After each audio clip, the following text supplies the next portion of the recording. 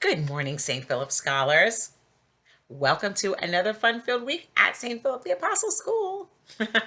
I hope you all had a great weekend and are ready to get back to it. Every time I get a chance to talk to you like this, it's a blessing to me. It signifies to me a new beginning. Usually it's the beginning of the week.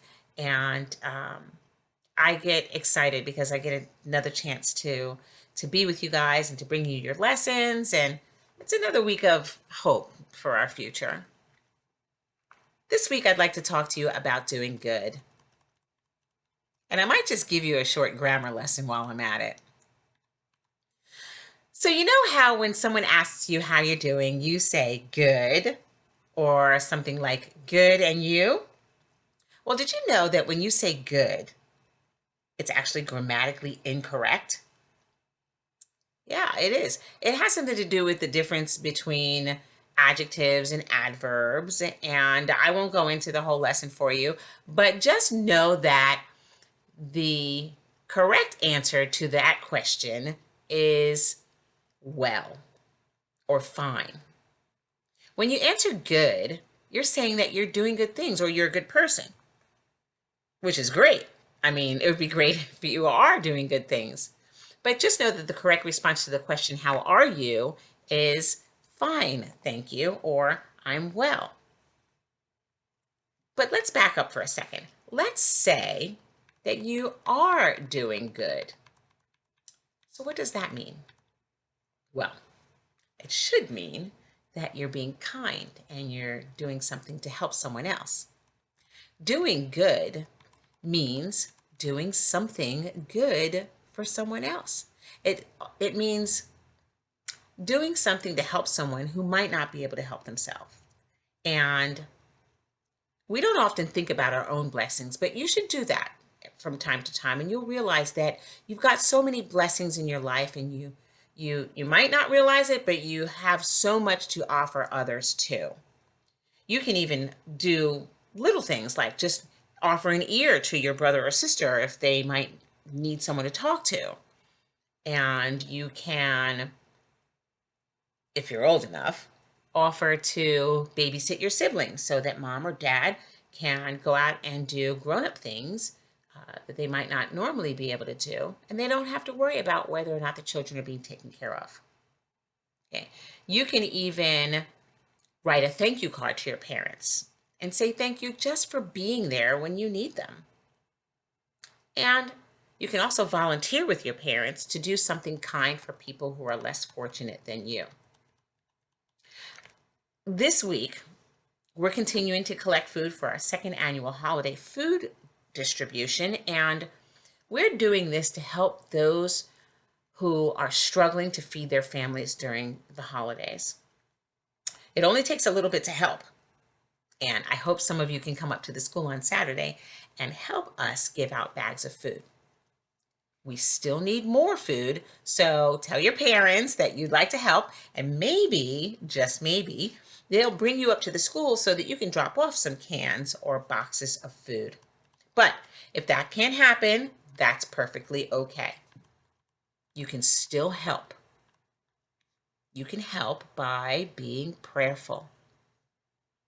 You can pray that those who are struggling find relief and their lives get easier.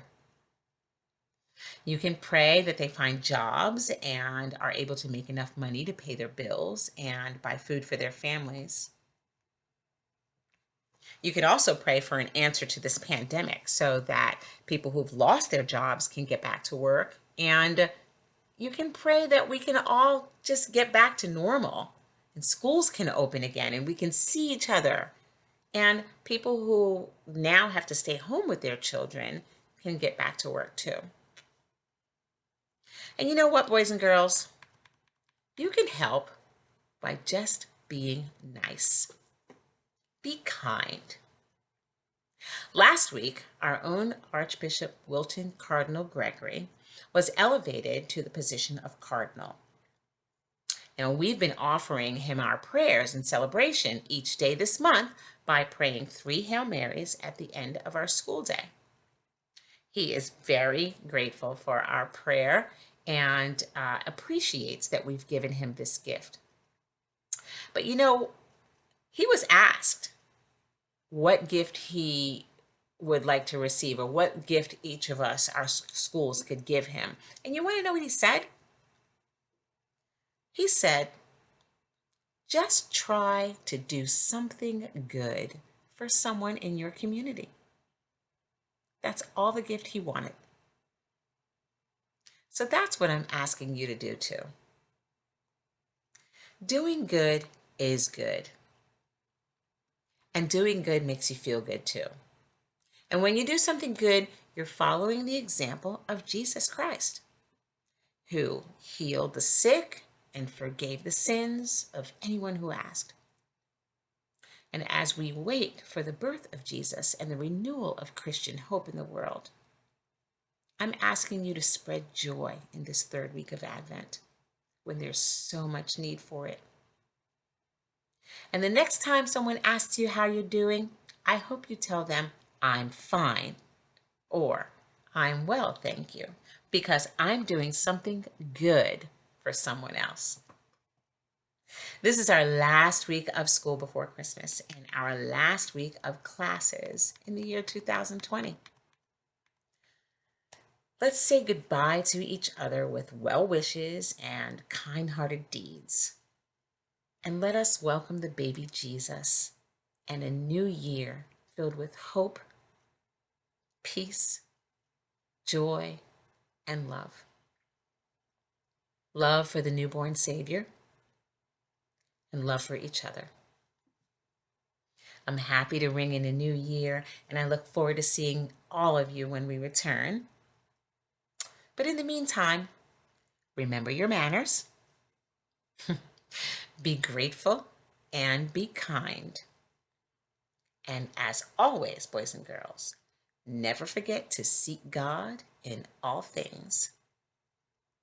God bless you, St. Philip family. And may he continue to keep you safe and healthy.